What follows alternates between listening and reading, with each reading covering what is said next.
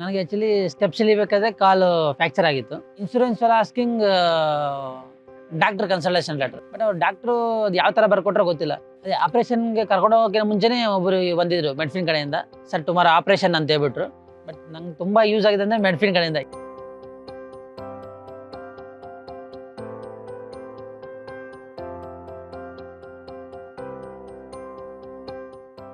Hi, my name is Suresh Babu. Actually ನಾವು ಬೆಂಗಳೂರಲ್ಲಿ ಬೊಮ್ಮನಹಳ್ಳಿಯಲ್ಲಿದ್ದೀವಿ.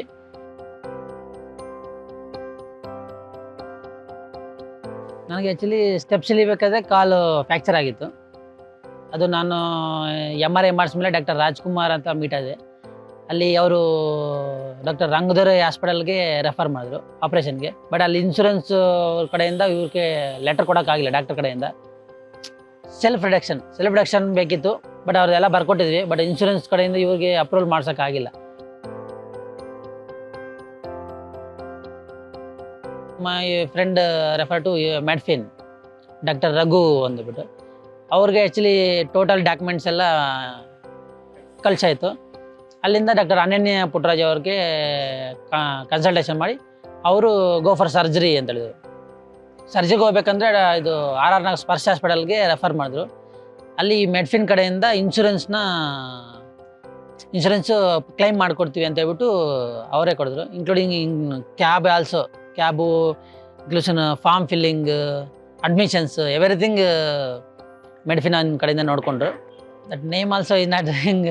But Anoop also one person that hospital only, RR Nagar Sparsh hospital. And here doctor Raghu and one madam also full supporting.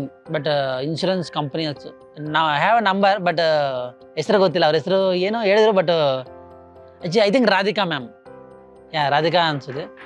ಅವರು full support. Any time call ಮಾಡಲಿ ಪಿಕ್ ಮಾಡ್ತಾಯಿದ್ರು. Ma'am ಈ ಥರ ಇದೆ okay sir, don't worry, ನಾವೆಲ್ಲ ಮಾಡ್ಕೊಡ್ತೀವಿ. ನೀವು ನಿಮ್ಮ ಕಡೆಯಿಂದ ₹1 ಐ ಆಮ್ ನಾಟ್ ಗಿವನ್ ಅಂದ್ಬಿಟ್ರು. ನಿಮ್ಮ ಕಡೆ ₹1 ನಾವು ಕೊಡಬೇಡಿ, ಇನ್ಕ್ಲೂಡಿಂಗ್ ಎಲ್ಲ ನಾವು ಏನಿದೆಯೋ ಪ್ರೊಸೀಜರ್ ಪ್ರಕಾರ ಎಲ್ಲ ಮಾಡ್ಕೊಡ್ತೀವಿ ಅಂತ ಹೇಳ್ಬಿಟ್ಟು ಅವ್ರು ಹೇಳಿದರು. ಮತ್ತು ಇಲ್ಲಿಂದ ಅವರು ಇನ್ಶೂರೆನ್ಸ್ ಕ್ಲೈಮ್ ಇದು ಅಪ್ರೂವಲ್ ಆದಮೇಲೆ ಮತ್ತೆ ಇಲ್ಲಿಂದ ಕ್ಯಾಬು ಸಹ ಅವರೇ ಬುಕ್ ಮಾಡಿಬಿಟ್ಟು ಹಾಸ್ಪಿಟಲ್ ಕರ್ಕೊಂಡೋಗಿ ಮತ್ತೆ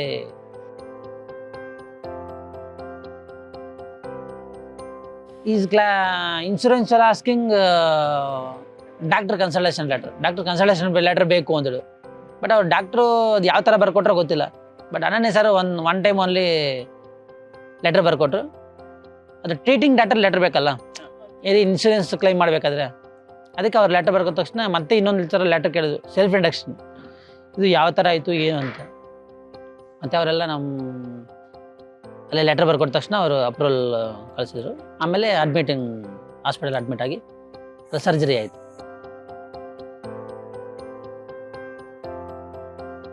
ದಟ್ ಹಾಸ್ಪಿಟಲ್ ಪರ್ಸನ್ಸ್ ಎಲ್ಲರೂ ಹೆಲ್ಪ್ ಮಾಡಿದ್ರು ತುಂಬ. ಅಲ್ಲಿ ಯಾವುದೇ ಆ್ಯಕ್ಚುಲಿ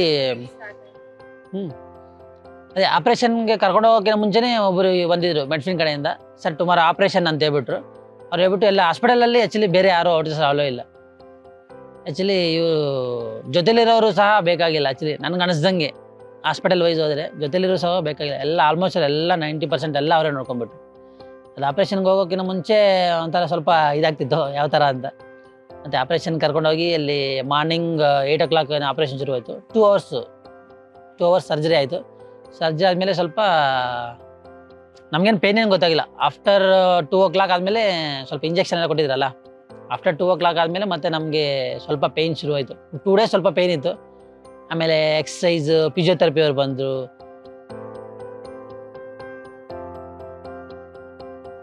ಇಲ್ಲಿ doctor also video calling also doctor ಅನನ್ಯ ಸರ್ ಆಲ್ಸೋ ಅನನ್ಯ ಪುಟ್ಟರಾಜ್ ಅವರು ಸಖತ್ ಇದು ಮಾಡಿದ್ರು. ಇನ್ ಕೇಸ್ ಅವ್ರು ಬರೋಕ್ಕಾಗಿಲ್ಲ, ಬೇರೆ ಸರ್ಜರಿ ಇದ್ರೂ ಅವರು ಹುಡುಗನ ಕಳಿಸ್ಬಿಟ್ಟು ವಿಡಿಯೋ ಕಾಲ್ ಮಾಡಿ ಯಾವ ಥರ ಇದ್ದೀರಾ, ಏನೋ ಪೇಯ್ನ್ ಇದೆಯಾ ಏನು ಎಲ್ಲ ಕೇಳ್ಕೊಂಡು ತುಂಬ ಚೆನ್ನಾಗಿ ಟ್ರೀಟ್ ಮಾಡಿದ್ರು. ತುಂಬ ಹೆಲ್ಪ್ಫುಲ್ ಆಯಿತು. ಬಟ್ ಈ ಥರ ಯಾವ ಹಾಸ್ಪಿಟಲಲ್ಲೂ ನೋಡಿಲ್ಲ.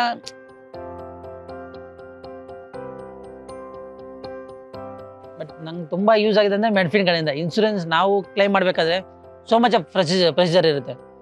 ಬಟ್ ಆ ಥರ ಪ್ರೊಸೀಜರ್ ಇಲ್ದಿರ ಈಜಿ ಟು ಕ್ಲೈಮ್ ಅಂದರೆ ಮೆಡ್ಫಿನ್ ಕಡೆಯಿಂದ ನಾನು 100% ರೆಫರ್ ಮಾಡ್ತೀನಿ. ಬೇರೆ ಯಾರನ್ನ ಬೇಕಂದ್ರು ಕೇಸ್ ಏನೇ ಕ್ಲೈಮ್ ಮಾಡಬೇಕಂದ್ರು, ಯಾವುದೇ ಆಪ್ರೇಷನ್ ಯಾವುದೇ ಬೇಕಂದ್ರೂ ನಿಮಗೆ ಐ ಗೋ ಫಾರ್ ಮೆಡ್ಫಿನ್.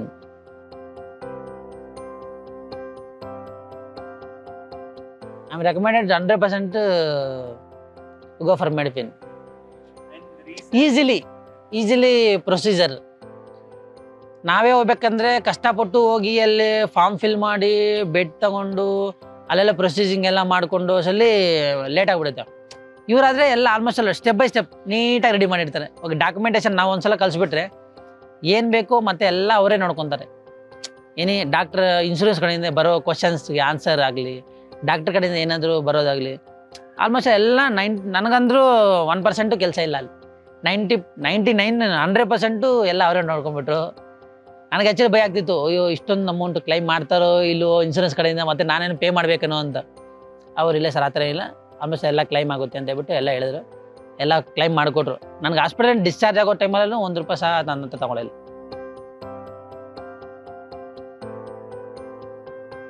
ನಾನು ಹಾಸ್ಪಿಟ್ಲ್ ಹತ್ರ ಹೋದಾಗ ಆ್ಯಕ್ಚುಲಿ ನನಗೆ ಗೊತ್ತಿರಲಿಲ್ಲ ಯಾವ ಥರ ಹಾಸ್ಪಿಟ್ಲಿಗೆ ಹೋಗಬೇಕು ಏನು ಅಂತ. ನನ್ನ ರಾಧಿಕಾ ಮ್ಯಾಮ್ ಎಲ್ಲ ಹೇಳಿದ್ರು, ಅಲ್ಲೆಲ್ಲ ಅರೇಂಜ್ ಆಗಿದೆ ಸರ್ ಅಂತ ಹೇಳ್ಬಿಟ್ಟು. ರಾಧಿಕಾ ಮ್ಯಾಮ್ ಕಾಂಟ್ಯಾಕ್ಟು ಅನೂಪ್ ಸರ್ನ ಕಾಂಟ್ಯಾಕ್ಟ್ ಮಾಡೋಕೆ ಹೇಳಿದೆ. ಅಲ್ಲಿ ನಾವು ಜಸ್ಟ್ ಅಲ್ಲಿ ಕ್ಯಾಬ್ ಇಳಿದ ತಕ್ಷಣ ಎಲ್ಲ ಅವರೇ ಫಾರ್ಮ್ ಎಲ್ಲ ಫಿಲ್ ಮಾಡಿಬಿಟ್ಟು ಎಲ್ಲ ರೆಡಿಯಾಗಿಟ್ಟಿದ್ರು ಅಲ್ಲಿ ಅನೂಪ್ ಸರ್. ಅವಾಗ ಜಸ್ಟ್ ಅನೂಪ್ ಸರ್ ಒಂದ್ಸಲ ಕಾಲ್ ಮಾಡಿದೆ, ಎಲ್ಲ ರೆಡಿ ಇದೆ, ನೀವು ಹೋಗಿ ಜಸ್ಟ್ ಓನ್ಲಿ ಅಡ್ಮಿಟ್ ಆಗೋದಷ್ಟೇ ಅಂತ ಹೇಳ್ಬಿಟ್ಟಿದ್ರು. ಅವಾಗ ಅಲ್ಲಿ ಬಂದು ಅನೂಪ್ ಸರ್ ಬಂದು ಅಲ್ಲಿ ಅಡ್ಮಿಟ್ ಮಾಡಿಸ್ಬಿಟ್ಟು, ಆಮೇಲೆ ಮಾರ್ನಿಂಗ್ ಆಪ್ರೇಷನ್ನು, ಮಾರ್ನಿಂಗ್ 8 o'clock ಎಲ್ಲ ಆಪ್ರೇಷನ್ ಇರುತ್ತೆ. ನೈಟ್ 12 o'clock ಇದು ಫಾಸ್ಟಿಂಗ್ ಇರಿ ಅಂದ್ಬಿಟ್ಟು, ಏನು ತಿನ್ಬೇಡಿ, ಬೆಳಿಗ್ಗೆ ಹೇಳ್ತಾರೆ ಎಲ್ಲ ಆಗುತ್ತೆ, ಕರೆಕ್ಟಾಗಿ ಆಗುತ್ತೆ ಅಂತ ಹೇಳ್ಬಿಟ್ಟು. ಅದು ಸರ್ಜರಿ ಆದಮೇಲೆ ಡಿಸ್ಚಾರ್ಜ್ ಆಗೋಕ್ಕಿಂತ ಮುಂಚೆನೇ ಮತ್ತೆ ಅವರು ಒಂದು 2 times ಬಂದಿದ್ರು.